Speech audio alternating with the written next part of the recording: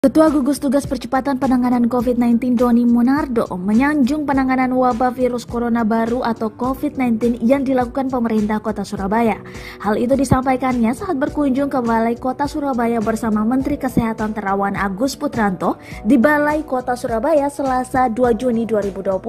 Doni mengatakan pemerintah Kota Surabaya sudah melakukan langkah-langkah yang sangat baik.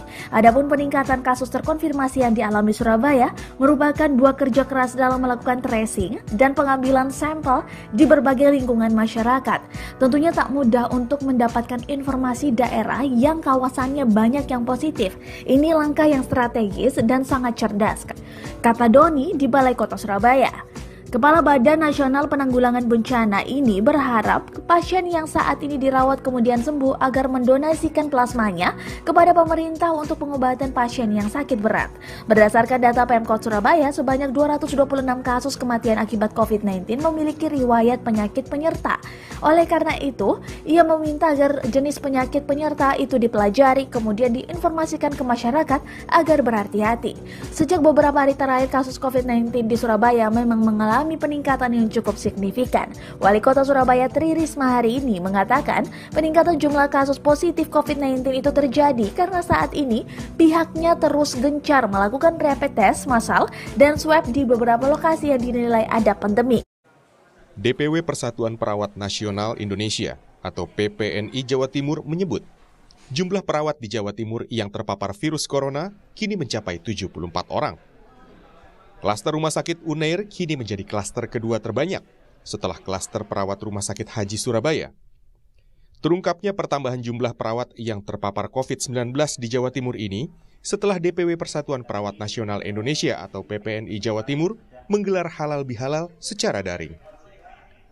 Sebagian besar perawat yang terpapar COVID-19 merupakan perawat di ruangan rawat inap non-penyakit menular.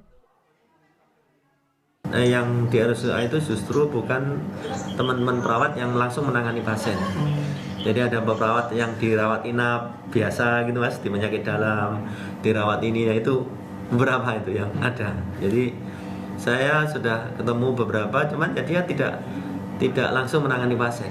Nah oleh karena itu saya sering mengatakan kita harus hati-hati, baik itu penanganan di UGD, di poli maupun di rawat inap, itu harus menjadi perhatian kita untuk menggunakan APD yang standar. Karena kalau tidak ya sekarang ini yang terjadi seperti ini. COVID-19 juga menyebabkan seorang dokter yang berdinas di Rumah Sakit Adi Husada Udaan, Wetan, Surabaya, meninggal dunia, diduga terpapar COVID-19. Sebelum meninggal dunia, dokter tersebut sempat dirawat dan berstatus pasien dalam pengawasan atau PDP. Belum diketahui secara pasti apakah almarhum positif atau negatif COVID-19 karena hasil tes swab belum keluar. Beliau memang seorang dokter yang menangani